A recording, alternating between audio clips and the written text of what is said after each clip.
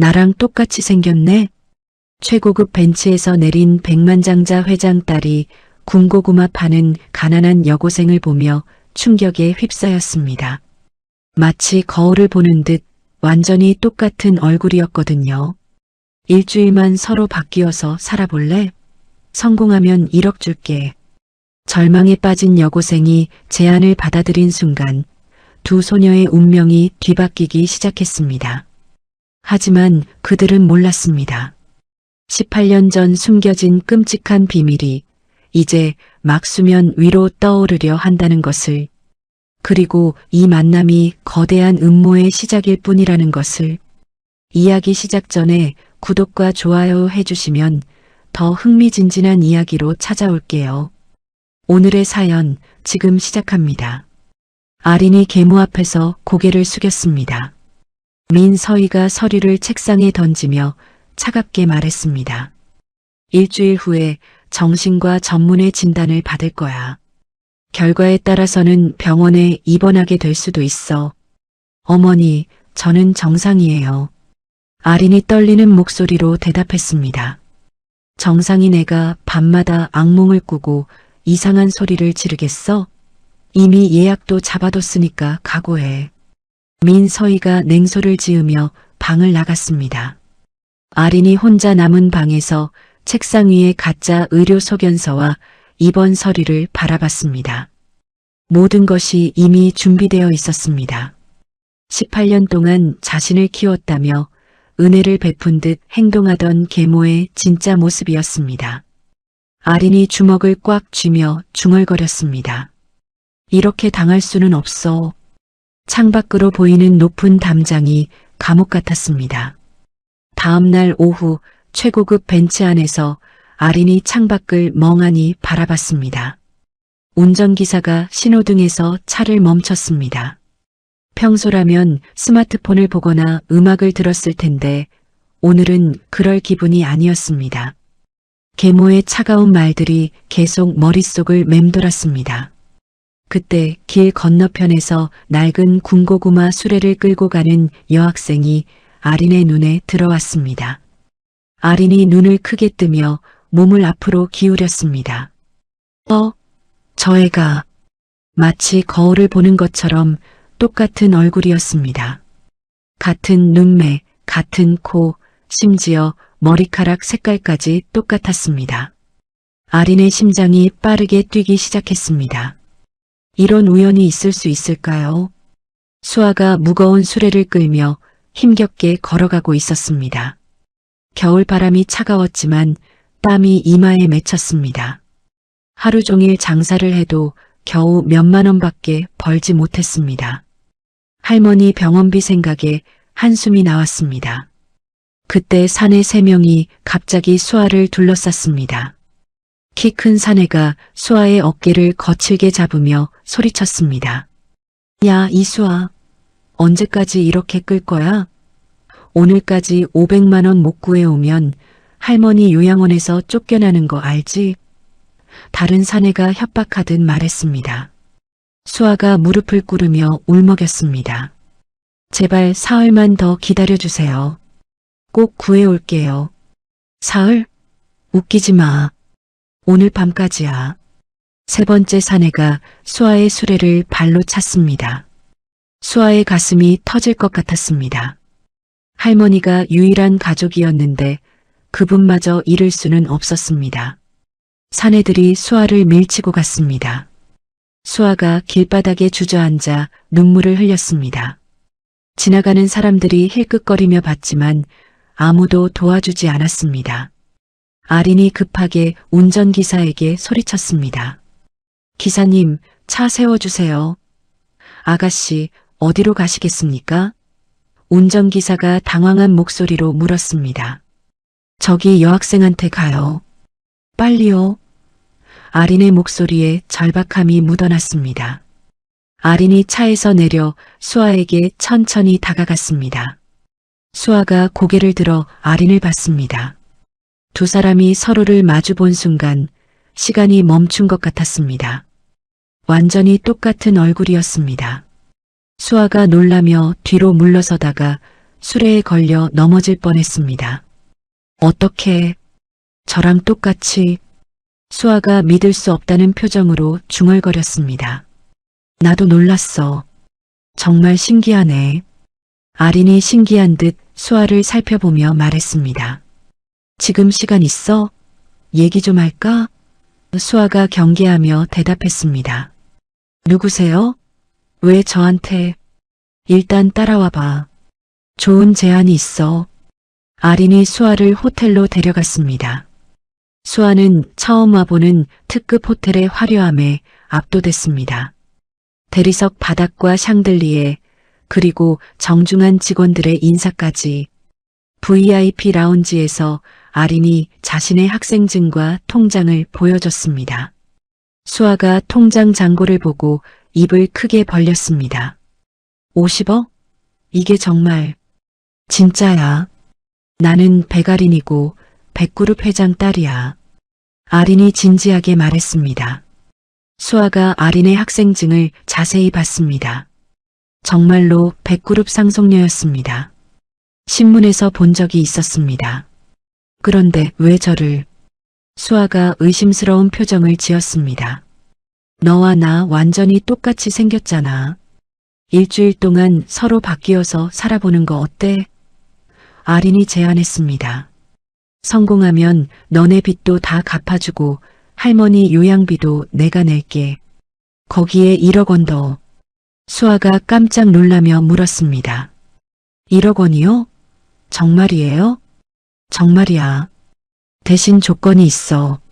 아린이 수아에게 자신의 사정을 자세히 털어놨습니다. 계모가 자신을 정신병원에 보내려 한다는 것, 그 일주일 동안 피해 있고 싶다는 것을 솔직하게 말했습니다. 수아가 고민에 빠졌습니다. 그런데 이런 거 불법 아니에요? 아니야. 그냥 서로 생활을 바꿔보는 것뿐이야. 아무도 다치지 않아. 수아의 핸드폰에 급한 문자가 왔습니다. 할머니 요양원에서 퇴원 통보였습니다. 오늘 밤까지 돈을 내지 않으면 할머니를 내보내겠다는 내용이었습니다. 수아가 핸드폰을 보며 눈물을 글썽였습니다. 할머니가. 아린이 수아의 어깨를 두드리며 말했습니다. 지금 당장 송금해 줄게. 어떻게 할 거야? 수아가 떨리는 목소리로 대답했습니다. 알겠어요. 해볼게요. 아린이 즉시 핸드폰으로 은행 어플을 켰습니다. 500만 원을 수아 계좌로 송금했습니다. 수아가 확인 문자를 받고 눈물을 흘렸습니다. 정말로 돈이 들어와 있었습니다. 두 사람이 욕실 거울 앞에 나란히 섰습니다. 정말 똑같은 얼굴이었습니다. 작은 점 하나까지 비슷했습니다. 아린이 수아의 머리를 만지며 말했습니다. 머리 길이만 맞추면 완벽해. 전문 헤어 디자이너를 불러서 두 사람의 머리 스타일을 완전히 일치시켰습니다. 아린이 수아에게 자신의 걸음걸이와 말투를 차근차근 가르쳤습니다. 어깨를 좀 더 펴고 걸어. 그리고 말할 때는 좀 더 당당하게. 계모 앞에서는 절대 기죽으면 안 돼. 눈을 똑바로 보고 말해. 수아가 따라하며 물었습니다. 이런 식으로요? 그래, 잘하고 있어.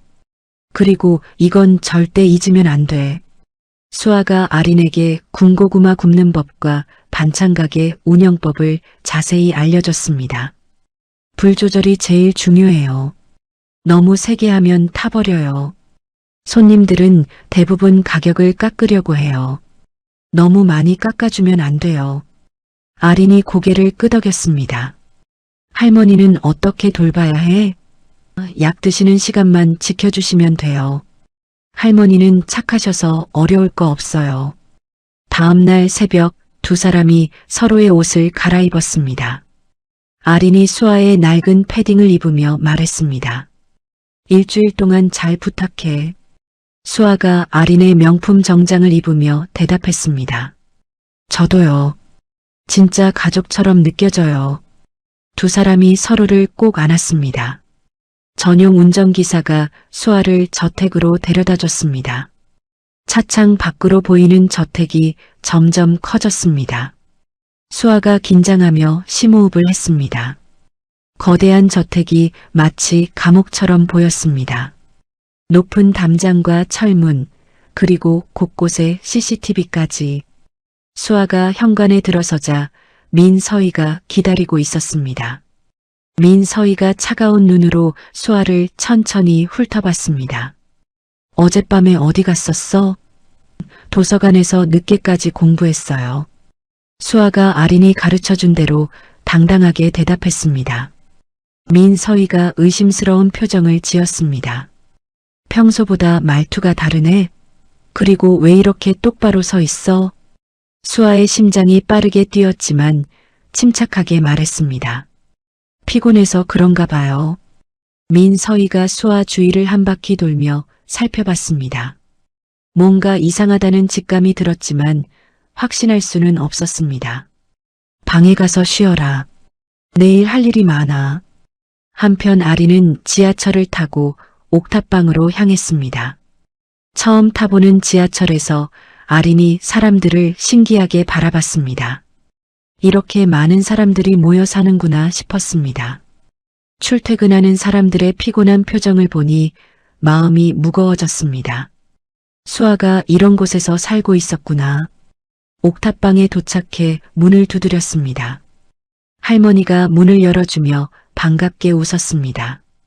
우리 수아 왔구나. 많이 춥지 않았어? 할머니가 아린의 손을 잡고 호호 불어줬습니다. 아린이 처음으로 따뜻함을 느꼈습니다.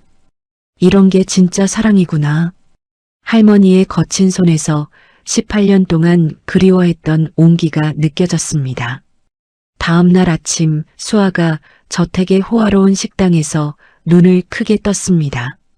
천장까지 닿는 대형 창문으로 아침 햇살이 쏟아져 들어왔습니다. 하얀 테이블보 위에 은식기들이 반짝였습니다. 수아는 이런 호화로움을 꿈에서나 봤었습니다. 하녀 3명이 정중하게 인사하며 수아 앞에 음식을 차려놨습니다. 각종 과일과 빵, 그리고 따뜻한 수프까지. 민서희가 맞은편에 앉아 수아를 지켜봤습니다. 새우 비스크 수프야. 아린이 좋아하는 거잖아. 민서희가 의미심장하게 웃으며 말했습니다. 수아가 수프 냄새를 조심스럽게 맡아봤습니다. 뭔가 이상했습니다. 아린이 새우 알레르기가 있다고 분명히 말했는데 이건 분명히 시험이었습니다. 수아가 재빨리 냅킨을 바닥에 떨어뜨렸습니다. 아, 죄송해요. 수아가 냅킨을 주우려고 몸을 숙이며 재빨리 수프를 옆 화분에 쏟았습니다. 민서희가 예리한 눈으로 수아를 바라봤습니다. 왜 그렇게 서둘러? 그냥 실수했어요. 수아가 당황하지 않으려 애쓰며 대답했습니다. 한편 옥탑방에서 아린이 추위에 떨고 있었습니다. 보일러가 고장나서 방 안이 얼음장처럼 차갔습니다. 벽지 곳곳에 곰팡이가 피어 있었고 창문 틈으로는 찬바람이 들어왔습니다. 아린은 이런 환경에서 어떻게 사는지 상상도 할 수 없었습니다. 할머니가 따뜻한 밥그릇을 수아의 패딩 안에 넣어줬습니다.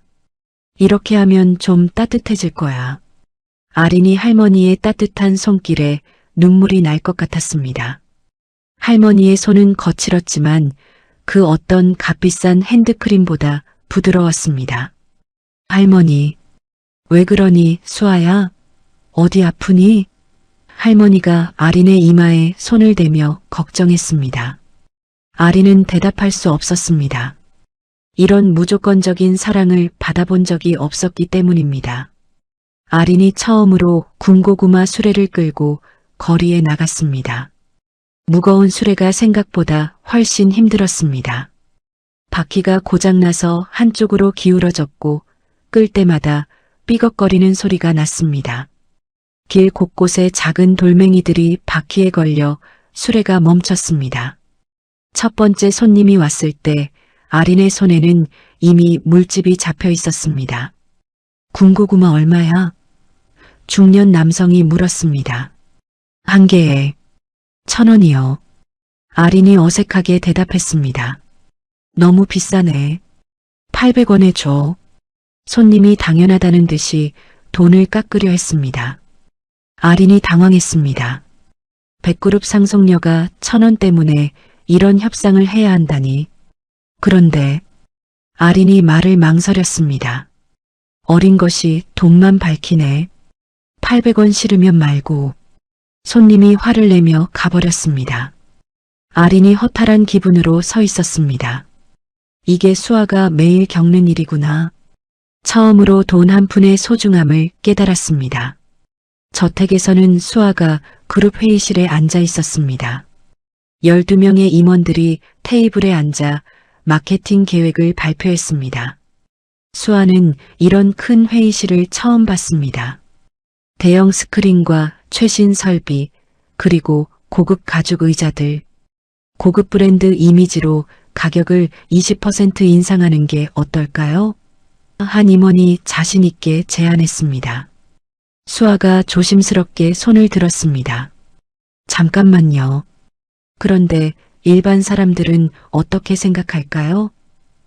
임원들이 의외라는 표정을 지었습니다. 평소 아린은 회의에서 말을 거의 하지 않았습니다. 아가씨, 구체적으로 어떤 뜻인지요? 한 임원이 정중하게 물었습니다. 수아가 일어서며 말을 이었습니다. 제가 아는 분들은 1,000원도 아까워해요. 물가가 오르면 먼저 포기하는 게 우리 제품이에요. 시장에서 만난 아주머니들은 100원 할인해도 고마워해요. 가격을 올리면 그분들은 더 이상 우리 제품을 살 수 없어요. 임원들이 놀라며 서로를 바라봤습니다.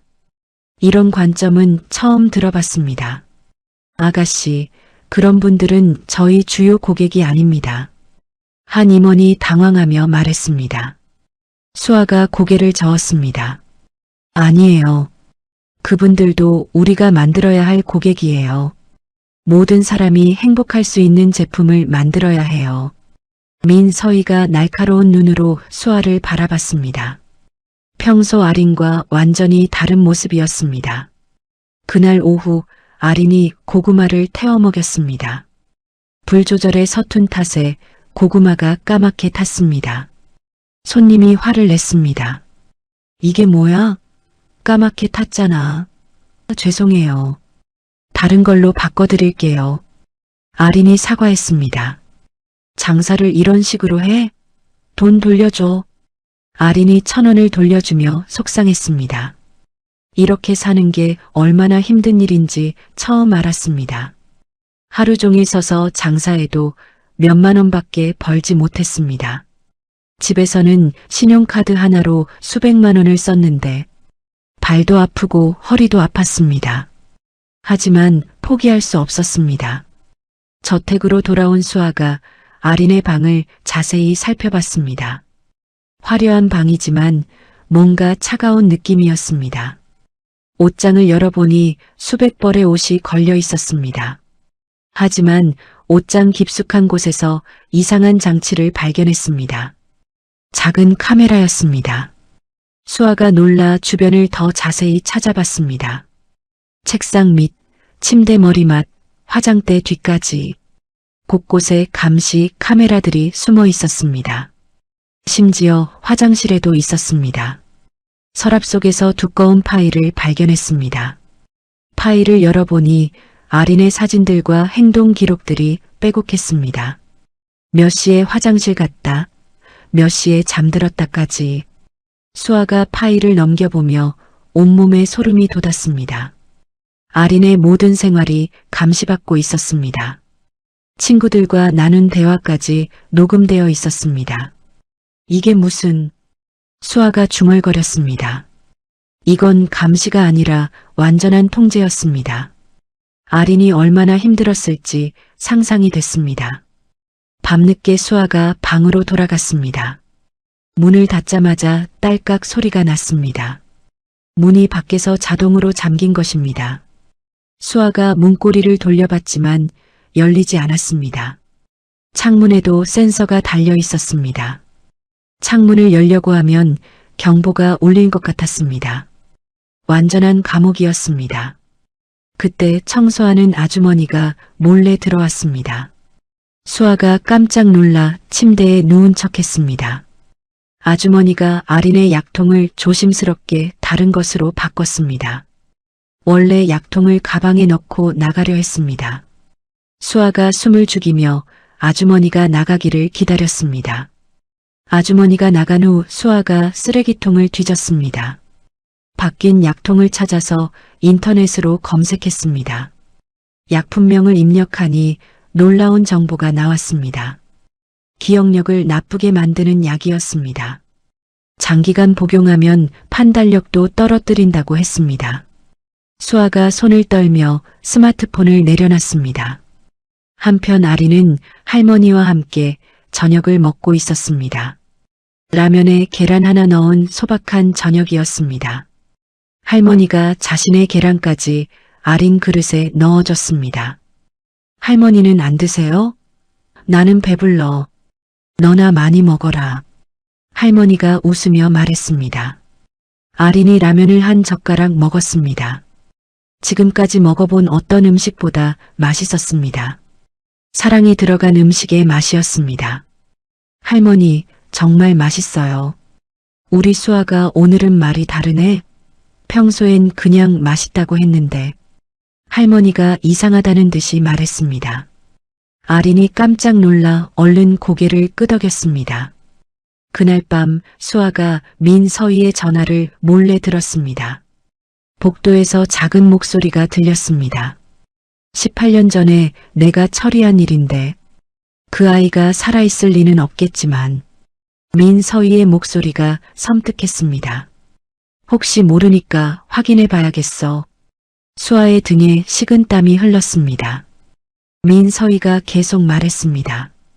DNA 검사를 해봐야겠어. 머리카락을 구해서. 수아가 온몸에 소름이 돋았습니다. 자신과 관련된 얘기 같았습니다. 18년 전이면 자신이 태어난 해였습니다. 수아가 조용히 자신의 방으로 돌아갔습니다. 아린이 할머니의 방 청소를 도와주고 있었습니다.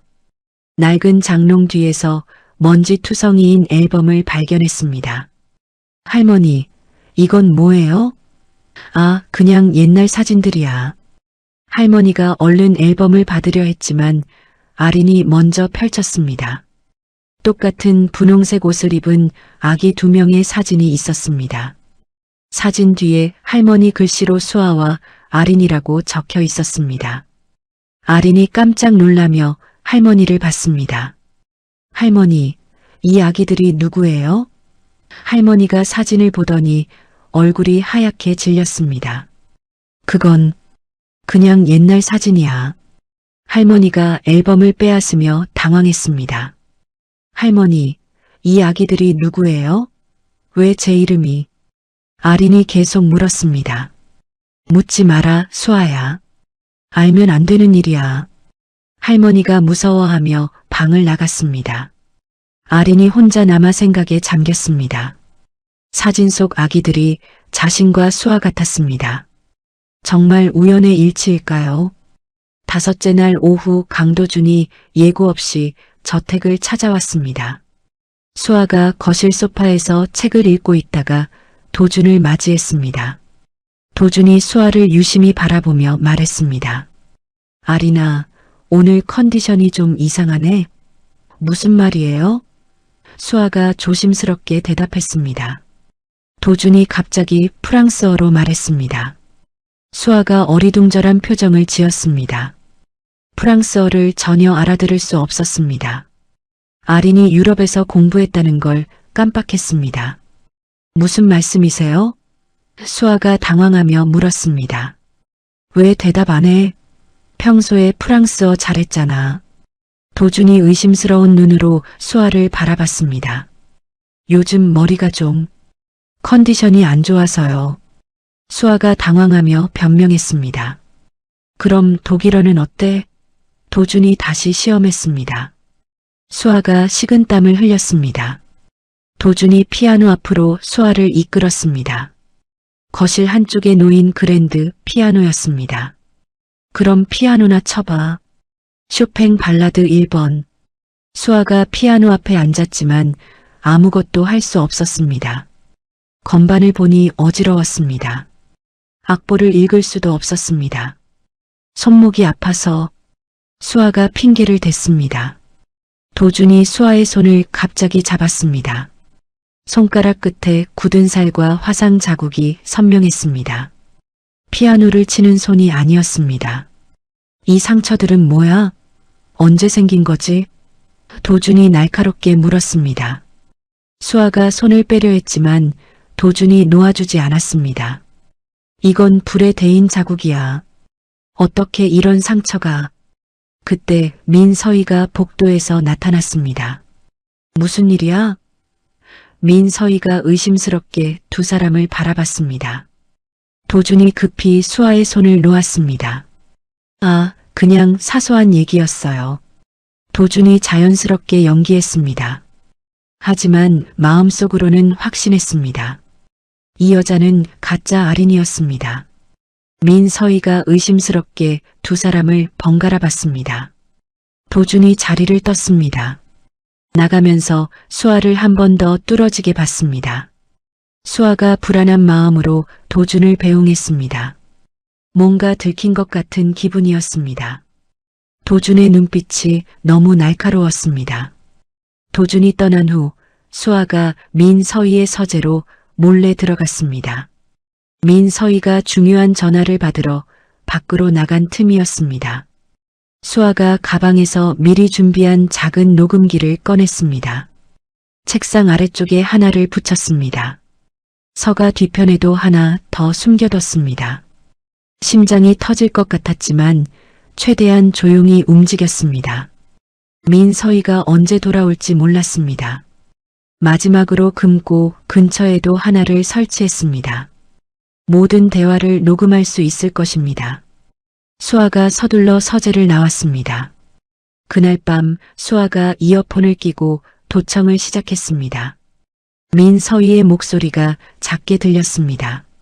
18년 전에 내가 직접 처리했는데 그 아이가 살아있을 리는 없어. 수아가 몸을 바짝 긴장시켰습니다. 하지만 혹시 모르니까 확인해 봐야겠어. 전화 너머 상대방이 뭔가 말했습니다. DNA 검사? 좋은 생각이네. 민서희가 만족스럽게 말했습니다. 머리카락을 구해서 검사해보자. 수아의 등에 식은땀이 흘렀습니다. 자신과 관련된 얘기가 확실했습니다. 한편 옥탑방에서 아린이 할머니와 저녁을 먹고 있었습니다. 김치찌개에 라면, 사리를 넣은 소박한 저녁이었습니다. 하지만 할머니가 직접 담근 김치 맛이 일품이었습니다. 아린이 조심스럽게 물었습니다. 할머니, 그 사진 얘기 좀 더 해주세요. 할머니가 수저를 떨어뜨렸습니다. 찬찬 소리가 방 안에 울렸습니다. 수아야, 그런 얘기하면 안 돼. 위험해. 할머니의 목소리가 떨렸습니다. 왜 위험해요? 그냥 사진인데. 아린이 계속 물었습니다. 할머니가 주위를 둘러보고 방문을 잠갔습니다. 그리고 아린을 소파에 앉혔습니다. 18년 전 겨울이었어. 눈이 엄청 내리던 밤에 할머니가 떨리는 목소리로 말을 시작했습니다. 문 앞에서 갓난아기 울음소리가 들렸지. 나가보니까 바구니에 아기가 있더라고. 할머니의 눈에 눈물이 고였습니다. 그게 저예요? 아린이 숨을 죽이며 물었습니다. 그래. 너랑 함께 쪽지도 있었어. 쪽지에 뭐라고 적혀 있었어요? 절대 찾지 말라. 위험하다고 적혀 있었지. 할머니가 무서워하며 말했습니다. 그 글씨가 너무 급하게 쓴 것 같았어. 누가 쓴 건지는 모르겠지만 정말 다급해 보였어. 아린의 마음이 복잡해졌습니다. 자신을 버린 사람이 있다는 뜻이었습니다. 그럼 제 진짜 부모는? 아린이 조심스럽게 물었습니다. 모르겠다, 수아야. 그냥 너를 키우는 게 내 역할이라고 생각했어. 할머니가 아린의 손을 꽉 잡았습니다. 너는 하늘이 주신 선물이야. 아린이 눈물을 글썽이며 할머니를 안았습니다. 한편 도준이 사무실에서 밤늦게 조사를 하고 있었습니다. 컴퓨터 화면에 수아의 신상 정보가 하나씩 나타났습니다. 이수아, 성문 고아원 출신, 현재 반찬가게 운영 도준이 중얼거렸습니다. 역시 가짜였어. 하지만 바로 신고하지 않았습니다. 수아의 간절한 눈빛이 계속 머릿속에 맴돌았습니다. 돈 때문에 이런 일을 했을까? 아니면 다른 이유가 있을까? 도준이 더 자세히 조사하기로 했습니다. 진짜 이유를 알아야 했습니다. 그는 아린의 최근 행동 변화 시점을 조사했습니다. 정확히 5일 전부터였습니다.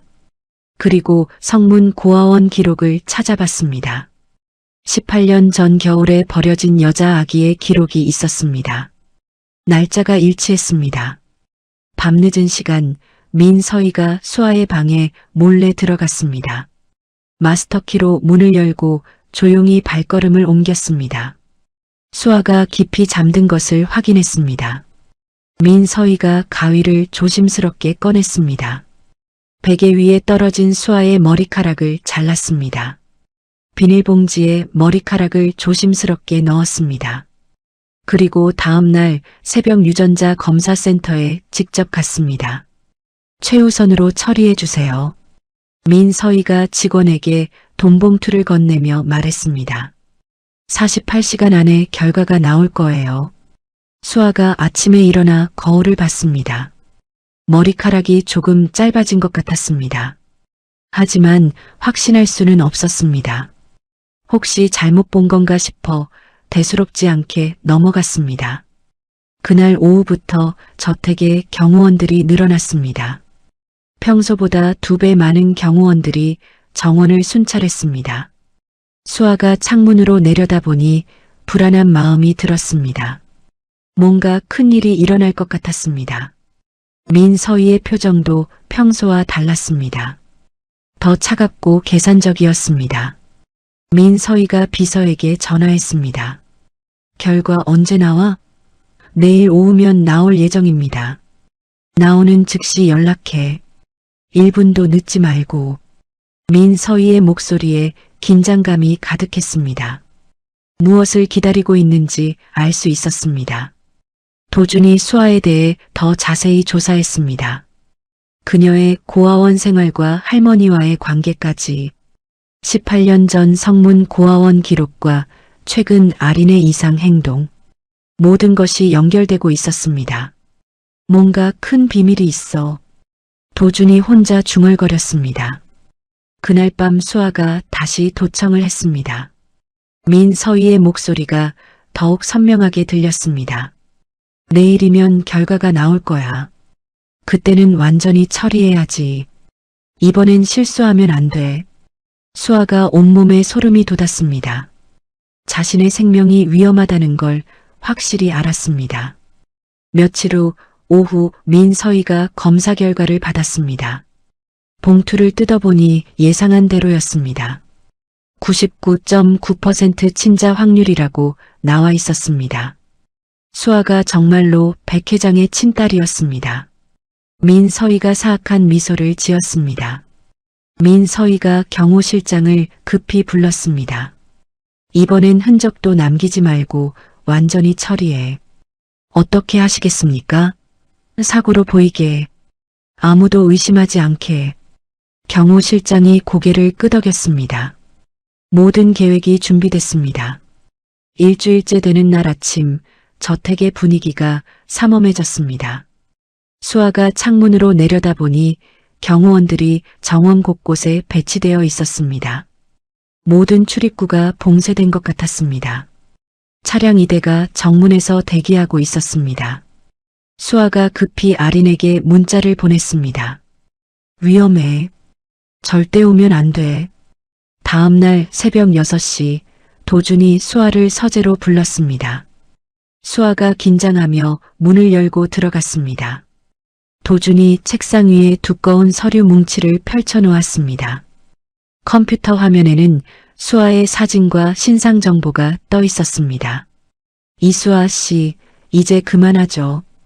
도준이 차분하지만 단호하게 말했습니다.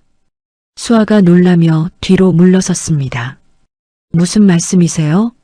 하지만 목소리가 떨렸습니다. 이미 모든 것이 들통났다는 걸 알 수 있었습니다. 도준이 서류를 하나씩 보여주며 말했습니다. 성문 고아원 출신, 할머니와 반찬가게 운영. 맞죠? 18년 전 겨울에 버려진 기록도 있어요. 도준이 고아원 서류를 보여줬습니다. 수아가 고개를 천천히 숙였습니다. 들켰네요. 더 이상 숨길 수 없었습니다. 왜 이런 일을 했어요? 단순히 돈 때문인가요?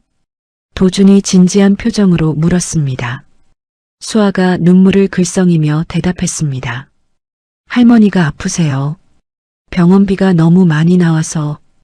그리고 아린이가 정말 힘들어 보였어요. 수아의 목소리가 점점 작아졌습니다. 도준이 수아의 말을 들으며 표정이 부드러워졌습니다. 아린에게 해를 끼칠 생각은 없었죠? 절대 그런 생각 안 했어요. 그냥 일주일만. 수아가 간절하게 말했습니다. 도준이 고개를 끄덕이며 의자에 앉았습니다. 사실 민서희가 더 문제예요. 민서희가 뭔가 이상해요. 아린에게 약을 먹이고 있었어요. 수아가 발견한 약물에 대해 설명했습니다. 약이요? 도준이 놀란 표정을 지었습니다. 기억력을 나쁘게 하는 약이었어요. 그리고 어젯밤에 무서운 전화 통화를 들었어요. 수아가 도청한 내용을 자세히 말했습니다. 18년 전 아이를 처리했다는 것, DNA 검사를 했다는 것까지. 도준의 얼굴이 점점 굳어졌습니다. 18년 전 아이를 처리했다고요? 네. 그리고 저에 대한 DNA 검사도 했나 봐요. 수아가 떨리는 목소리로 말했습니다. 도준이 깊은 생각에 잠겼습니다. 모든 퍼즐이 맞춰지고 있었습니다. 아린의 약물 투여, 수아의 출생 비밀, 민서희의 과거. 혹시 당신이 아린의. 도준이 말을 망설였습니다. 그때 밖에서 급한 발소리가 들렸습니다. 민서희가 경호원 10명과 함께 서재문을 벌컥 열었습니다. 역시 가짜였구나. 민서희가 차갑게 웃으며 수아를 바라봤습니다. 지하실로 끌고 가. 경호원들이 수아에게 다가왔습니다. 도준이 앞을 막아섰습니다. 뭐 하시는 거예요? 도준아, 너는 빠져. 이건 우리 집안 일이야. 민서희가 손짓하며 경호원들에게 신호했습니다. 수아가 재빨리 서재 뒤쪽으로 뛰었습니다. 발코니로 통하는 문이 있었습니다. 도준이 경호원들과 실랑이를 벌이는 사이였습니다. 수아가 발코니 문을 열고 나갔습니다. 3층 높이의 발코니였습니다. 며칠 전 미리 준비해둔 로프가 난간에 묶여 있었습니다. 암벽 등반용 로프였습니다. 수아가 로프를 잡고 건물 벽면으로 내려가기 시작했습니다. 경호원들이 발코니로 뛰어나왔습니다. 저기 있다. 하지만 수아는 이미 2층 높이까지 내려와 있었습니다. 땅에 착지하면서 발목을 심하게 접질렸습니다. 아픈 것도 있고 정원을 가로질러 뛰었습니다. 정원에 숨어있던 경호원들이 수아를 쫓기 시작했습니다. 수아가 절룩거리며 뒷문 쪽으로 향했습니다. 담장 밑에 작은 배수구가 있다는 걸 기억했습니다. 핸드폰으로 아린에게 급히 문자를 보냈습니다. 생명 위험. 절대 오지 마. 하지만 아린은 이미 오토바이를 타고 저택을 향해 달리고 있었습니다. 수아의 첫 번째 문자를 받고 가만히 있을 수 없었습니다. 할머니에게 급한 일이 생겼다고 말하고 나왔습니다. 오토바이 대여점에서 중형 바이크를 빌렸습니다. 헬멧과 마스크로 얼굴을 완전히 가리고 전속력으로 달렸습니다. 수아가 배수구에서 기어 나오려던 순간이었습니다. 경호원 한 명이 수아의 발목을 붙잡았습니다. 잡았다. 수아가 필사적으로 발버둥 쳤지만 놓아주지 않았습니다. 다른 경호원들도 하나둘 달려왔습니다. 절망적인 순간이었습니다. 갑자기 숲속에서 폭발음이 들렸습니다. 아린이 대형 소화기 4개를 동시에 터뜨린 것입니다. 하얀 연기와 분말이 정원을 완전히 덮었습니다. 시야가 1미터도 보이지 않았습니다. 경호원들이 당황하며 기침을 했습니다. 수아, 아린의 목소리가 연기 속에서 들렸습니다. 수아가 연기 속에서 손을 휘저으며 아린을 찾았습니다. 여기야. 두 사람의 손이 마침내 만났습니다. 아린이 수아의 팔을 끌며 숲으로 뛰었습니다. 두 자매가 EKM 떨어진 폐공장까지 숨 가쁘게 뛰었습니다. 수아가 다친 발목 때문에 절뚝거렸지만 포기하지 않았습니다. 폐공장 안에 숨어서 거친 숨을 몰아쉬었습니다.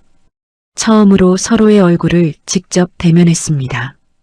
정말 똑같았습니다. 두 사람이 서로를 바라보며 신기해했습니다. 거울을 보는 것 같았습니다. 정말 신기해. 이렇게 똑같을 수가. 아린이 수아의 얼굴을 만져봤습니다. 우리 진짜 자매인 것 같아. 수아가 떨리는 목소리로 말했습니다. 무슨 말이야? 아린이 놀라며 물었습니다. 수아가 민서희의 전화 내용을 자세히 설명했습니다. 18년 전 아이를 버렸다는 것, DNA 검사 결과까지. 아린도 할머니에게 들은 쌍둥이 사진 이야기를 했습니다. 18년 전 겨울밤에 버려진 갓난아기 이야기까지. 그럼 정말 두 사람이 동시에 깨달았습니다. 서로가 18년 만에 만난 쌍둥이 자매였습니다. 아린이 수아를 꼭 끌어안았습니다. 언니. 수아도 아린을 안으며 눈물을 흘렸습니다. 18년간의 그리움이 한꺼번에 터져나왔습니다. 그때 밖에서 헬기 소리가 들렸습니다. 수색용 헬기가 폐공장 주위를 맴돌고 있었습니다.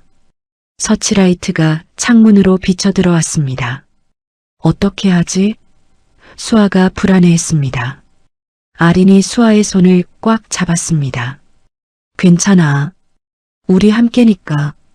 그때 밖에서 차 소리가 크게 났습니다. 도준의 검은색 SUV가 폐공장 담벼락을 부수고 들어왔습니다. 빨리 타. 경찰이 오고 있어. 도준이 차 문을 열며 소리쳤습니다. 두 자매가 급히 차에 올라탔습니다. 도준이 급출발하며 폐공장을 빠져나갔습니다. 뒤에서 민서희의 경호 차량 3대가 추격했습니다. 도준이 급커브를 돌며 추격을 따돌렸습니다. 고속도로에 진입해서야 추격자들이 포기했습니다. 후진 거울로 확인하니 더 이상 쫓아오지 않았습니다. 이제 안전해요. 도준이 안도하며 말했습니다. 왜 도와주세요? 수아가 궁금해하며 물었습니다. 민서희의 증거를 3년 동안 모았어요. 도준이 USB를 보여주며 설명했습니다. 이중장부, 비자금 조성, 약물 투여, 기록까지 다 있어요. 그럼 이걸로 민서희를. 아린이 흥분하며 말했습니다. 네. 완전히 무너뜨릴 수 있어요. 도준이 확신에 찬 목소리로 대답했습니다. 그런데 아버지는 어떻게 돼요? 수아가 걱정스럽게 물었습니다. 지금 해독 치료 중이에요. 곧 의식을 되찾으실 거예요. 도준이 희망적으로 말했습니다. 세 사람이 서로를 바라보며 미소 지었습니다. 이제 정말 반격할 때가 온 것입니다. 진실을 밝힐 기회가 생긴 것입니다. 다음 날 아침 세 사람이 도준의 안전가옥에서 긴급 작전 회의를 시작했습니다. 교회에 있는 펜션 같은 곳이었습니다. 아무도 찾을 수 없는 은밀한 장소였습니다. 수아가 노트북을 켜며 핸드폰을 들었습니다. 시장 상인들한테 연락해 볼게요. 구체적으로 뭘 할 건데? 아린이 궁금해하며 물었습니다.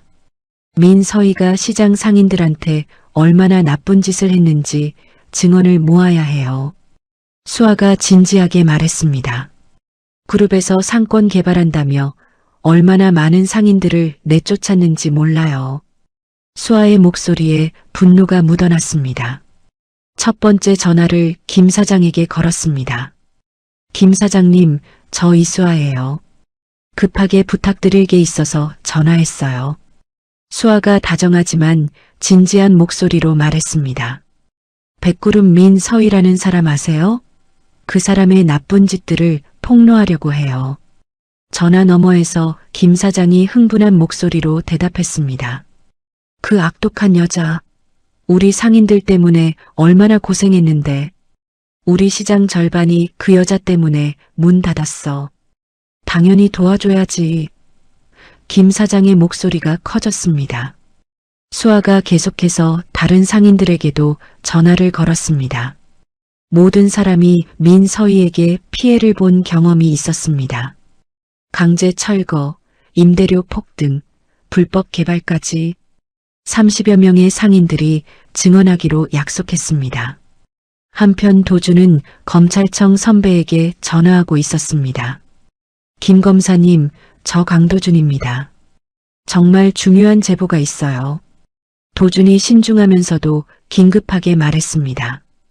백구름 민서희의 대규모 경제 범죄 증거입니다. 횡령 규모만 수백억 원이고 아동 유기까지 있어요. 증거가 확실한가? 김 검사가 관심을 보였습니다.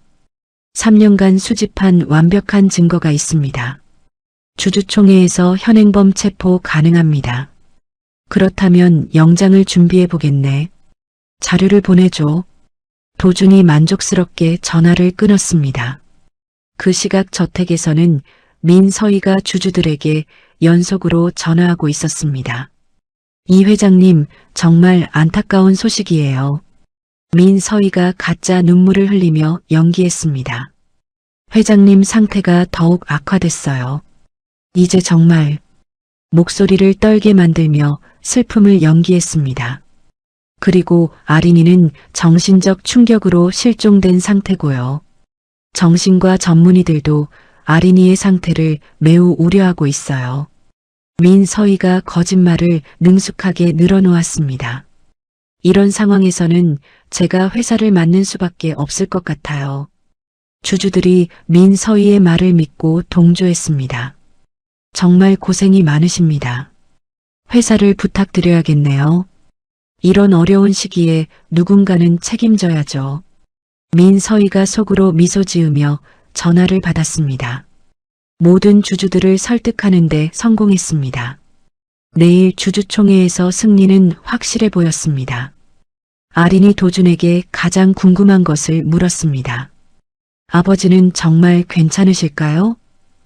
지금 최고의 독성학 전문의들이 치료하고 계세요. 도준이 희망적으로 대답했습니다. 혈액투석으로 독성 물질을 제거하고 있어요.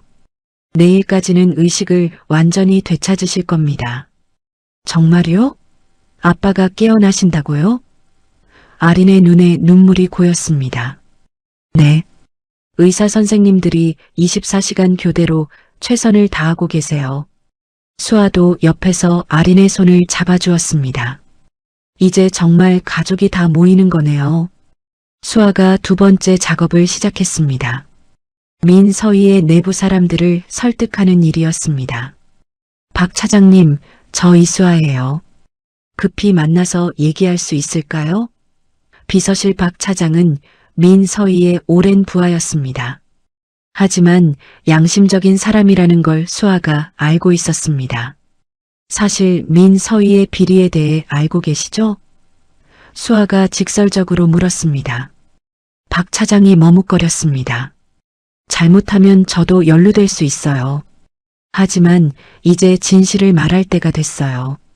더 많은 피해자가 생기기 전에요. 박 차장이 긴 침묵 후에 결심을 했습니다. 알겠습니다. 제가 가진 자료를 다 드릴게요. 회계팀 과장과 법무팀 대리도 같은 방식으로 설득했습니다. 모든 사람이 민서희의 악행에 지쳐 있었습니다. 진실을 말할 기회만 기다리고 있었습니다. 저녁에 도준이 기쁜 소식을 가져왔습니다. KBS와 MBC에서 단독 보도하기로 했어요. 정말요? 수아와 아린이 동시에 기뻐했습니다. 민서희 비리 의혹을 오늘 밤 9시 뉴스에 내보낸다고 해요. 내일 주주총회에 모든 관심이 집중될 거예요. 세 사람이 TV 앞에 모여 뉴스를 봤습니다. 앵커가 진지한 표정으로 뉴스를 읽기 시작했습니다. 백그룹 민서희 부회장의 대규모 횡령 의혹이 제기됐습니다. 시민들의 제보에 따르면 수백억 원 규모의 비자금 조성 의혹. 민서희의 사진이 대형 화면에 나왔습니다. 아린과 수아가 서로 손을 잡고 TV를 봤습니다. 드디어 시작됐네. 내일이면 모든 게 끝날 거야. 두 사람이 감격스러워했습니다. 도준도 만족스러운 표정을 지었습니다. 그날 밤 늦게 아린과 수아가 마지막 연습을 했습니다. 똑같은 하얀색 정장을 입고 거울 앞에 섰습니다. 걸음걸이를 완전히 맞춰야 해. 하나, 둘, 하나, 둘. 두 사람이 발을 완벽하게 맞춰 걸었습니다. 손짓과 표정까지 일치시켰습니다. 이제 정말 완벽해. 수아가 만족하며 말했습니다. 민서희가 기절초풍할 거야. 아린이 씩씩하게 웃었습니다. 내일은 정의가 승리하는 날이 될 것입니다. 주주총회 당일 새벽 4시 놀라운 소식이 들어왔습니다. 백 회장이 완전히 의식을 되찾았다는 것입니다. 도준이 급히 전화를 받고 두 자매에게 알렸습니다. 아버님이 깨어나셨어요. 주주총회에 직접 참석하시겠대요. 정말요? 아린과 수아가 눈물을 흘리며 기뻐했습니다. 의료진과 함께 휠체어로 참석하신다고 해요. 이제 정말 완벽한 계획이 됐네요. 도준이 흥분하며 말했습니다. 아버지의 직접 증언까지 있으면 민서희는 완전히 끝장입니다. 모든 퍼즐이 완벽하게 맞춰졌습니다. 새벽 6시 세 사람이 호텔을 향해 출발했습니다. 수아와 아린이 완전히 동일한 의상을 입었습니다. 거울 앞에서 마지막 점검을 했습니다. 완벽했습니다. 준비됐어? 아린이 수아에게 물었습니다. 준비됐어. 수아가 자신 있게 대답했습니다. 호텔 앞에 도착하니 정말로 시장 상인들이 와 있었습니다. 민서희 물러가라. 현수막이 펼쳐져 있었습니다. 정의를 실현하라. 구호가 울려 퍼졌습니다. 수아가 창문으로 손을 흔들자 상인들이 힘차게 응답했습니다. 오늘 우리가 이긴다. 드디어 결전의 날이 밝았습니다. 오후 2시 정각 웨스틴 조선호텔 그랜드 볼룸이 역사적인 순간을 맞이했습니다. 400명의 주주들과 150명의 기자들이 자리를 가득 메웠습니다. 천장에 화려한 샹들리에가 웅장한 분위기를 연출했습니다. 대형 스크린 3개가 설치되어 있었고 20여 대의 카메라가 배치되어 있었습니다. 한국 경제계 역사상 가장 주목받는 주주총회 중 하나였습니다. 민서희가 검은 샤넬 정장을 입고 단상에 우아하게 올랐습니다. 완벽한 화장과 헤어스타일로 슬픈 과부를 연기했습니다. 마이크 앞에 서서 깊은 숨을 쉰 뒤 눈물을 글썽였습니다. 사랑하는 남편이 갑작스럽게 위독한 상황에 처했습니다. 민서희의 목소리가 애절하게 떨렸습니다. 의사 선생님들도 더 이상 희망이 없다고 하시네요. 민서희가 손수건을 눈가에 대며 흐느꼈습니다. 주주들 사이에서 안타까운 탄식이 나왔습니다. 그리고 우리 아린이도 충격으로 실종된 상태입니다. 정신과 전문의들은 아린이의 정신 상태를 매우 우려하고 있어요. 민서희가 가짜 의료 진단서를 스크린에 띄웠습니다. 아린의 정신병 진단서와 치료 기록들이었습니다. 모두 조작된 것들이었지만 그럴듯해 보였습니다. 이런 절망적인 상황에서 누군가는 회사를 지켜야 합니다.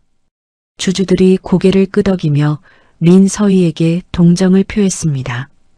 그래서 오늘 이 자리에서 제가 회장직을 승계하여 민서희가 승리의 선언을 하려던 바로 그 순간이었습니다. 갑자기 회의장 음향시설에서 귀청이 찢어질 듯한 하울링이 울렸습니다. 스피커에서 나는 소음에 사람들이 귀를 막았습니다. 동시에 모든 조명이 일제히 꺼졌습니다. 10초간의 완전한 어둠 속에서 웅성거림이 일었습니다. 무슨 일이야? 정전인가? 사람들이 불안해하며 중얼거렸습니다. 그때 조명이 다시 천천히 켜지기 시작했습니다. 회의장 정면의 거대한 이중문이 마치 영화 속처럼 천천히 열렸습니다. 완전히 똑같은 하얀색 생로랑 정장을 입은 두 여성이 나타났습니다. 수아와 아린이 나란히 우아한 걸음으로 레드카펫을 밟으며 들어왔습니다. 같은 헤어스타일, 같은 액세서리, 심지어 걸음걸이까지 완벽하게 일치했습니다. 400명의 관중이 일제히 숨을 멈췄습니다. 똑같아. 쌍둥이야?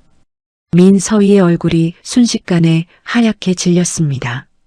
손에 쥐고 있던 마이크가 떨어져 바닥에 떨어졌습니다. 이럴 수가. 불가능해. 민서희가 중얼거리며 뒤로 휘청거렸습니다. 수백 개의 카메라 플래시가 폭풍처럼 터져나왔습니다. 아린이 당당한 걸음으로 단상에 올라 마이크를 잡았습니다. 안녕하세요, 주주 여러분. 저는 여러분이 알고 계시는 진짜 백아린입니다. 아린의 목소리가 회의장 전체에 울려 퍼졌습니다. 평소와 완전히 다른 당당하고 또렷한 목소리였습니다. 지난 몇 개월간 민서희는 저에게 불법 약물을 투여했습니다. 아린이 약병과 의료진 분석 결과를 들어보였습니다. 이 약은 기억력과 판단력을 떨어뜨리는 신경 억제제입니다. 민서희는 저를 정신병자로 만들어 경영권에서 배제하려 했어요. 주주들이 놀라며 서로를 바라봤습니다. 이런 충격적인 이야기는 처음 들어봤습니다.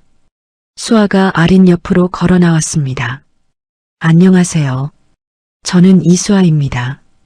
18년 전 민서희에 의해 유기된 백 회장의 친딸이자 아린이의 쌍둥이 언니입니다. 회의장이 완전한 정적에 휩싸였습니다. 이런 드라마 같은 일이 현실에서 일어날 줄은 상상도 못했습니다.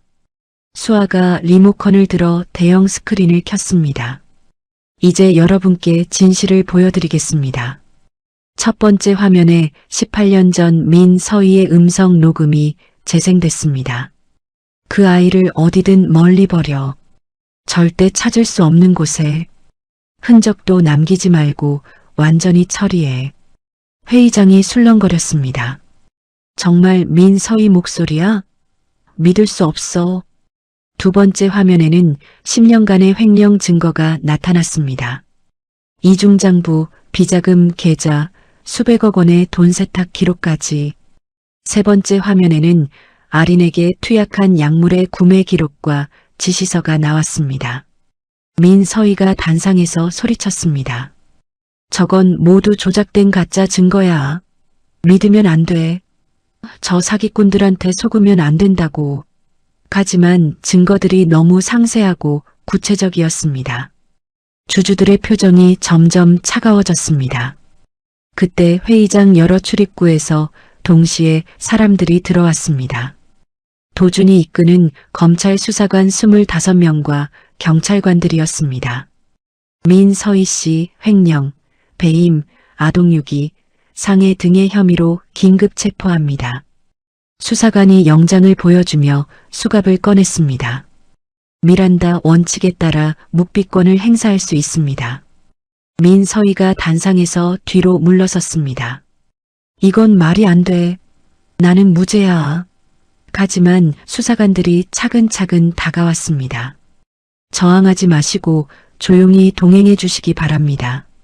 민서희의 손목에 차가운 수갑이 채워졌습니다. 바로 그때 회의장 뒤편에서 놀라운 광경이 펼쳐졌습니다. 의료진의 부축을 받으며 휠체어를 탄 백 회장이 나타났습니다. 산소 호흡기를 착용하고 있었지만 의식은 또렷했습니다. 링거를 맞으며 힘겹게 무대로 향했습니다. 회의장이 완전한 침묵으로 변했습니다. 아빠. 수아와 아린이 동시에 달려갔습니다. 백 회장이 떨리는 손으로 두 딸의 얼굴을 번갈아 보았습니다. 내 딸들, 정말 살아서 다시 만나게 되었구나. 백 회장의 목소리가 간신히 들렸지만 감격이 넘쳤습니다. 18년 동안 내가 얼마나 그리워했는지. 백 회장이 의료진의 도움으로 마이크 앞에 섰습니다. 주주 여러분, 저는 백그룹 회장 백인호입니다. 민서희와의 모든 혼인관계를 즉시 무효로 선언합니다. 그리고 그동안 제가 의식을 잃은 사이 벌어진 모든 불법 행위를 법의 심판에 맡깁니다. 주주들이 웅성거리기 시작했습니다. 백 회장이 계속 말했습니다. 이 두 딸, 백아린과 이수아를 백그룹의 공동 후계자로 지명합니다. 앞으로 투명하고 윤리적인 경영으로 사회에 기여하겠습니다. 주주들이 일제히 일어나 박수를 쳤습니다. 좋습니다. 정의가 승리했다. 박수 소리가 5분간 계속됐습니다. 민서희가 경찰에게 끌려나가면서 악을 썼습니다. 이걸로 끝난 줄 알아? 내가 가만히 안 있을 거야. 하지만 아무도 민서희의 말을 듣지 않았습니다. 기자들이 두 자매에게 몰려들었습니다. 지금 기분이 어떠세요? 앞으로의 계획은 무엇인가요? 수아와 아린이 차분하게 질문에 응답했습니다. 정의가 승리한 것 같아 기쁩니다.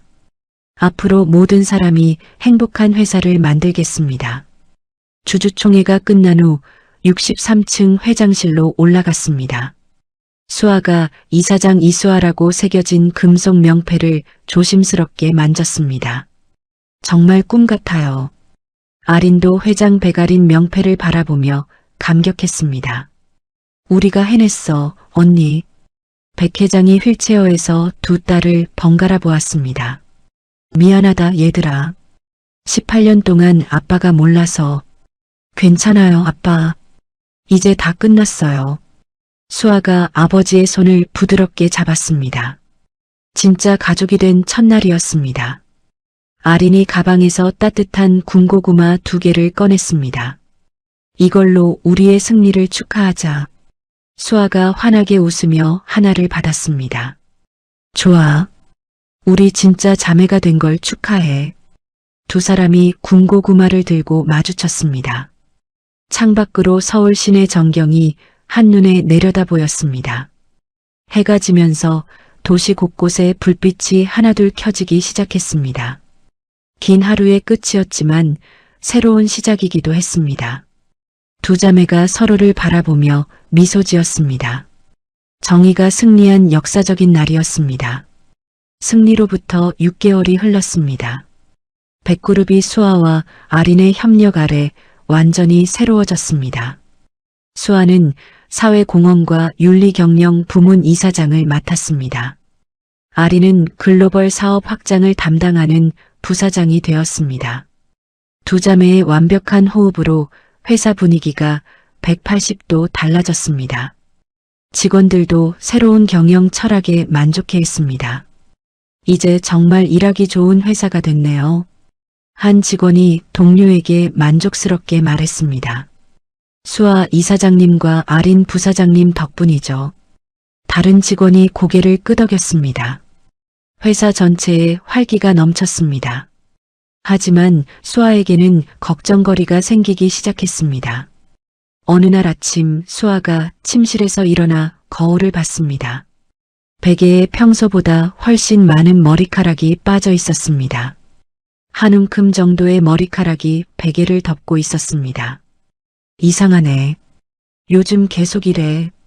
수아가 걱정스럽게 머리카락을 치우며 중얼거렸습니다. 샤워를 하면서 더 놀라운 것을 발견했습니다. 등과 허벅지에 자주색 멍이 여러 개 생겨 있었습니다. 언제 다쳤는지 기억이 나지 않았습니다. 멍이 생길 만한 충격을 받은 적도 없었습니다. 양치질을 하다가 잇몸에서 피가 나는 것도 봤습니다. 하지만 수아는 대수롭지 않게 생각했습니다. 요즘 일이 많아서 피곤한가 봐. 스트레스 때문이라고 자신을 설득했습니다. 진한 화장으로 멍을 가리고 긴 소매 옷을 입었습니다. 가족들이 걱정할까봐 누구에게도 말하지 않았습니다. 특히 아린이는 절대 알아서는 안 된다고 생각했습니다. 한 달 후 그랜드 하얏트 서울에서 대규모 행사가 열렸습니다. 그룹 창립 35주년 기념 자선갈라 디너였습니다. 재계 인사 800명과 해외 투자자들이 참석했습니다. 수아가 화려한 골드 스팽글 이브닝 드레스를 입고 준비했습니다. 거울을 보니 화장으로 가린 멍이 보였습니다. 행사장은 웅장한 분위기로 가득했습니다. 크리스털 샹들리에가 반짝이고 각국 요리가 준비되어 있었습니다. 수아가 메인 연사로 단상에 올랐습니다. 4m 높이의 연단에서 내려다보니 사람들이 가득했습니다. 나눔과 상생에 대해 말씀드리겠습니다. 수아가 자신 있게 연설을 시작했습니다. 어려운 이웃을 돕는 것이 기업의 진정한 역할입니다. 청중들이 진지하게 듣고 있었습니다. 우리는 함께 살아가는 공동체입니다. 수아의 목소리에 힘과 진정성이 담겨 있었습니다. 그래서 우리 그룹은 앞으로 갑자기 수아의 목소리가 흔들렸습니다. 시야가 급격히 흐릿해졌습니다. 회의장의 조명이 빙글빙글 돌아가는 것 같았습니다. 다리에서 힘이 완전히 빠져나갔습니다. 수아가 마이크를 놓치며 비틀거렸습니다. 몸의 균형을 잃고 연단 가장자리로 넘어갔습니다. 4m 높이에서 바닥으로 그대로 추락했습니다. 화려했던 골드 드레스가 쏟아지는 코피로 순식간에 빨갛게 물들었습니다. 회의장이 비명과 아우성으로 가득 찼습니다. 어떻게 된 거야? 의사 불러. 사람들이 수아 주위로 달려들었습니다. 아린이 가장 먼저 달려와 수아를 안았습니다. 언니, 정신 차려. 하지만 수아는 완전히 의식을 잃은 상태였습니다. 119 구급대가 5분 만에 도착했습니다. 환자를 들것에 옮기겠습니다. 구급대원들이 신속하게 응급처치를 했습니다. 산소 마스크를 씌우고 링거를 연결했습니다. 삼성서울병원으로 전속력으로 이송됐습니다. 아린과 백 회장, 도준이 함께 병원으로 향했습니다. 응급실에서 의료진이 즉시 검사를 시작했습니다. 혈액 검사, CT 촬영, MRI까지 모든 검사를 했습니다. 혈액 종양내과 전문의가 급히 불려왔습니다. 2시간 후 검사 결과가 나왔습니다. 의사의 표정이 매우 심각했습니다. 보호자분들 잠깐 말씀 좀 드릴게요. 의사가 가족들을 상담실로 불렀습니다. 혈액 검사 결과가 매우 심각합니다. 백혈구 수치가 정상의 15배를 넘었습니다. 혈소판은 정상의 10분의 1 수준으로 떨어졌어요. 아린이 떨리는 목소리로 물었습니다. 그게 무슨 뜻이에요? 의사가 조심스럽게 대답했습니다. 더 정밀한 검사가 필요하지만 혈액 관련 질환일 가능성이 높습니다. 백 회장의 얼굴이 하얗게 질렸습니다. 5일 후 모든 검사 결과가 나왔습니다. 혈액 종양내과 교수가 가족들을 다시 불렀습니다. 급성 림프성 백혈병입니다. 충격적인 진단이었습니다. 아린이 믿을 수 없다는 표정으로 물었습니다. 백혈병이요? 그게 무슨... 교수가 자세히 설명했습니다. 유전적 소인의 어린 시절에 극심한 스트레스가 겹쳤습니다. 거기에 최근 몇 개월간의 과로까지 더해져서 발병한 것 같습니다. 골수에서 만들어지는 혈액세포에 이상이 생긴 상태예요. 백 회장이 간절하게 물었습니다. 치료 방법은 없나요? 항암 치료와 골수 이식이 필요합니다. 교수가 신중하게 말했습니다.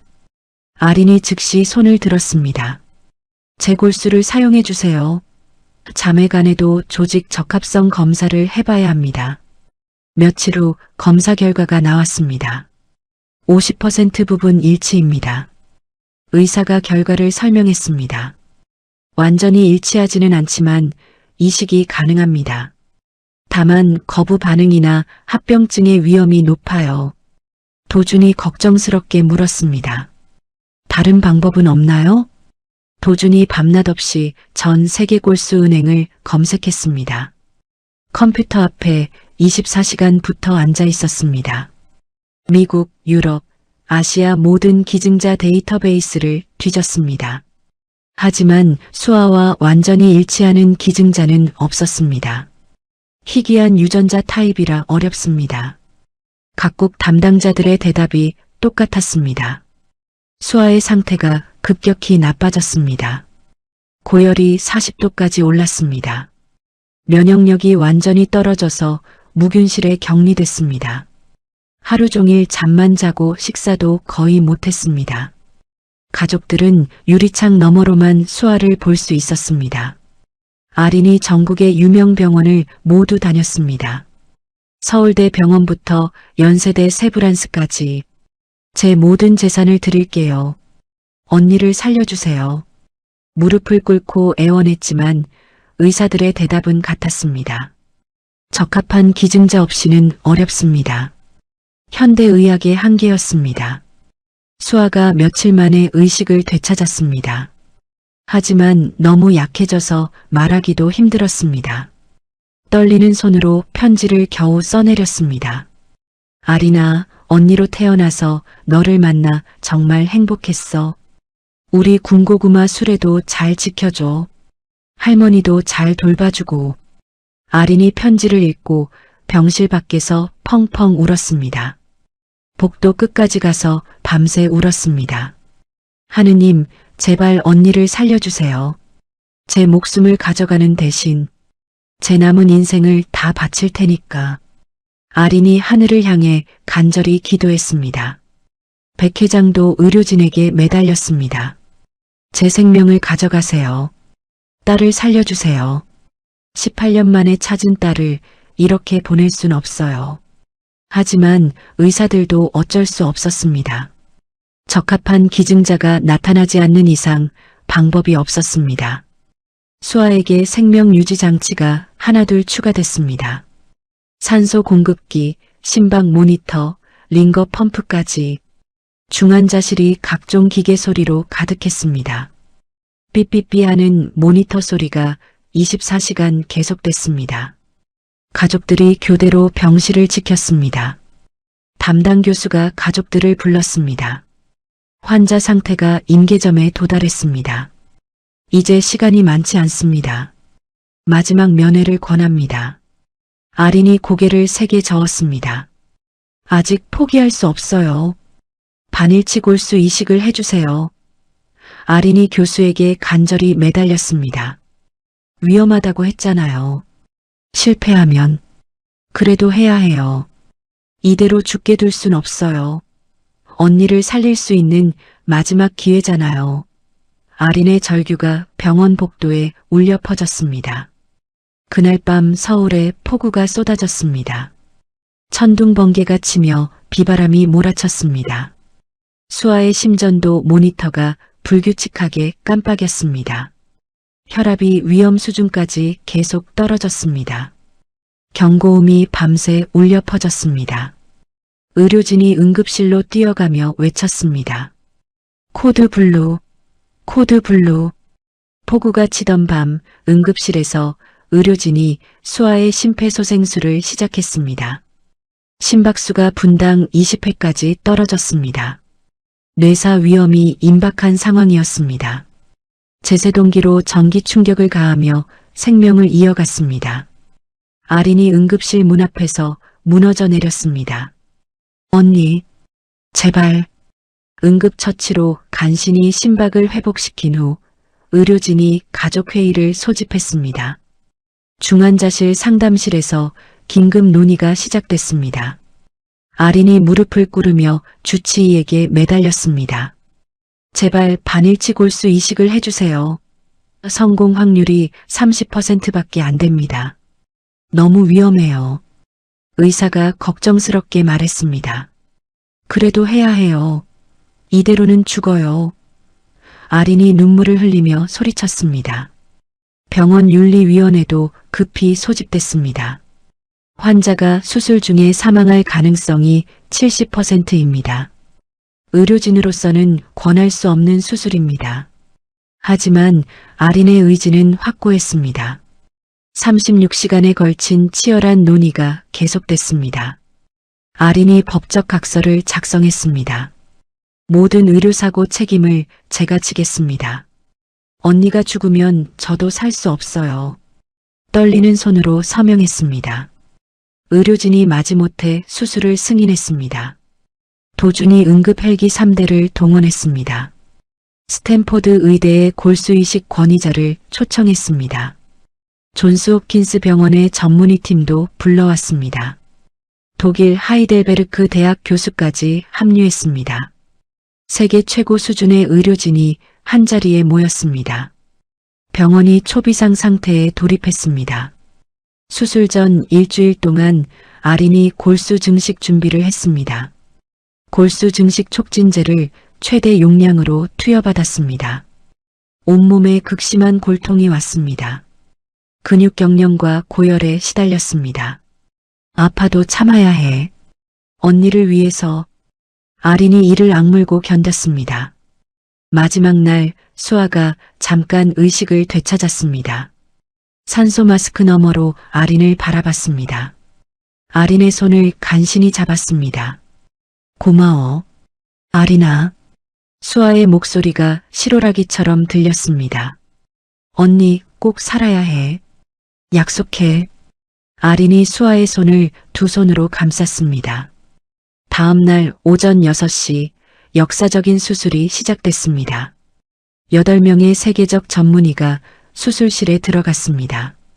18시간 대수술이 될 예정이었습니다.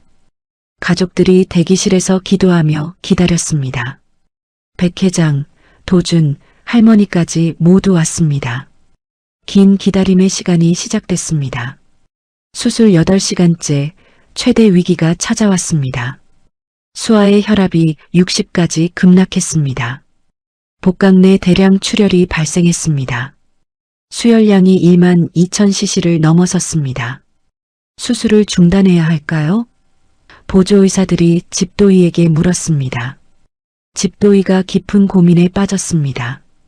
이대로 가다가는 정말 환자가 죽을 수도 있었습니다. 그때 대기실에서 들려오는 소리가 들렸습니다. 아린이 바닥에 무릎을 꿇고 기도하고 있었습니다. 하느님, 제발 언니를 살려주세요. 할머니도 함께 기도하고 있었습니다. 새벽 2시경 기적 같은 일이 일어났습니다. 갑자기 출혈이 멈췄습니다. 수아의 생체 징후가 안정되기 시작했습니다. 이식된 골수세포가 생착 반응을 보였습니다. 신기해요. 이런 경우는 처음 봅니다.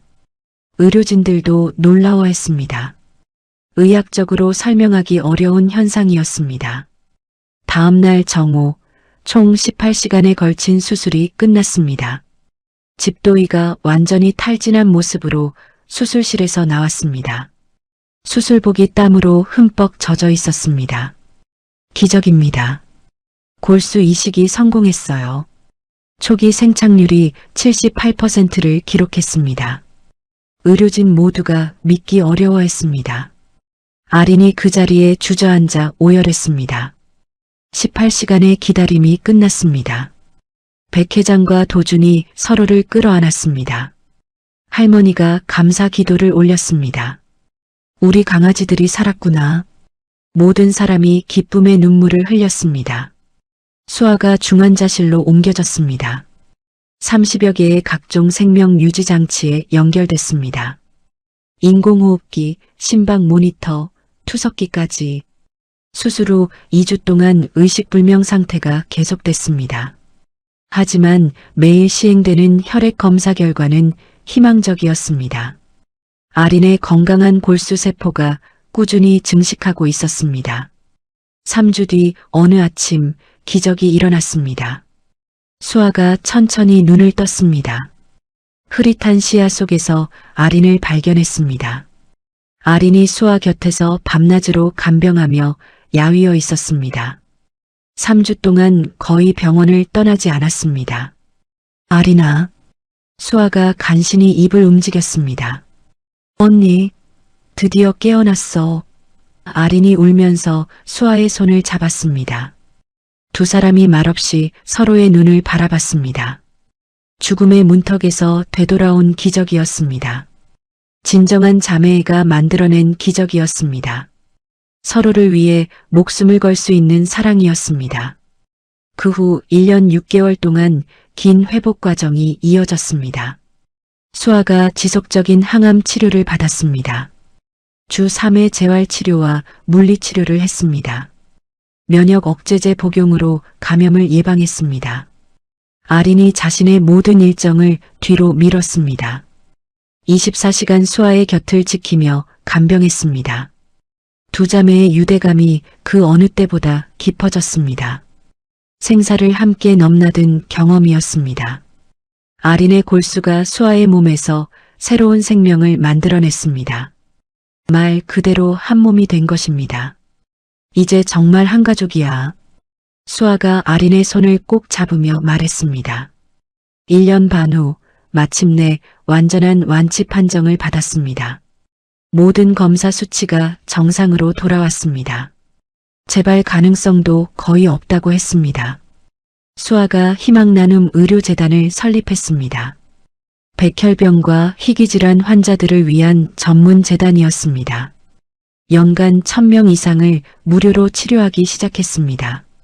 제가 받은 기적을 다른 사람들과 나누고 싶어요. 수아가 재단 개원식에서 말했습니다. 아린은 그룹의 사업 총괄 부회장이 되었습니다. 투명하고 윤리적인 경영을 실현했습니다. 직원 복지 확대와 동반 성장 정책을 펼쳤습니다. 아시아 경제계에서 가장 주목받는 젊은 리더가 됐습니다. 3년 후 가을, 두 자매가 특별한 곳을 찾았습니다. 18년 전 처음 만났던 바로 그 사거리였습니다. 여전히 군고구마를 파는 젊은 청년이 있었습니다. 20대 초반으로 보이는 대학생이었습니다. 명품 정장을 입고도 바닥에 앉았습니다. 뜨거운 군고구마를 함께 나눠 먹었습니다. 청년에게 술의 구입비를 지원했습니다. 월세와 대학 등록금까지 후원하기로 약속했습니다. 정말 감사합니다. 꼭 성공해서 보답하겠습니다. 청년이 깊이 고개를 숙였습니다. 두 자매가 뿌듯한 미소를 지었습니다. 아린이 수아에게 물었습니다. 그날 내가 차창으로 널 보지 못했다면 어떻게 됐을까? 수아가 환하게 웃으며 대답했습니다. 그럼 내가 분명히 내 차 앞으로 수레를 끌고 나갔을 거야. 운명적으로 만날 수밖에 없었던 거지. 두 사람이 함께 크게 웃었습니다. 석양이 서울 시내를 붉게 물들이고 있었습니다. 도시 곳곳에 하나둘 불빛이 켜지기 시작했습니다. 두 사람이 서로 어깨에 기대어 걸었습니다. 우리 정말 행복하다. 수아가 만족스럽게 중얼거렸습니다. 응, 돈이나 지위보다 훨씬 소중한 걸 얻었어. 아린이 따뜻하게 대답했습니다. 서로를 위해 목숨도 내놓을 수 있는 진짜 사랑 말이야. 두 자매가 팔짱을 끼고 천천히 걸어갔습니다. 노을이 두 사람의 뒷모습을 따뜻하게 비춰주었습니다. 진정한 가족의 의미를 찾은 완벽한 하루였습니다. 진정한 가족이란 혈연관계로만 만들어지는 게 아니라는 걸 수아와 아린이 보여줬습니다. 서로를 위해 목숨까지 내놓을 수 있는 사랑, 그것이야말로 진짜 가족의 의미였죠. 18년간 떨어져 살았지만 운명적으로 다시 만난 두 자매는 시련을 함께 이겨내며 더욱 단단한 유대를 쌓았습니다. 수아의 희망나눔 의료재단과 아린의 윤리적 경영을 통해 그들은 받은 사랑을 세상에 나누고 있습니다. 때로는 가장 어려운 순간에 만난 사람이 인생을 바꿔주는 기적이 되기도 하죠. 여러분도 주변의 소중한 사람들에게 진심 어린 사랑을 전해보세요. 그 작은 온기가 누군가에게는 인생을 바꾸는 기적이 될 수 있으니까요. 이야기를 끝까지 들어주셔서 감사합니다. 누군가의 이야기 속에서 당신의 마음이 쉬어갈 수 있길 바랍니다. 구독과 좋아요로 이 따뜻한 여정을 함께 해주세요. 다음 이야기에서 또 만나요.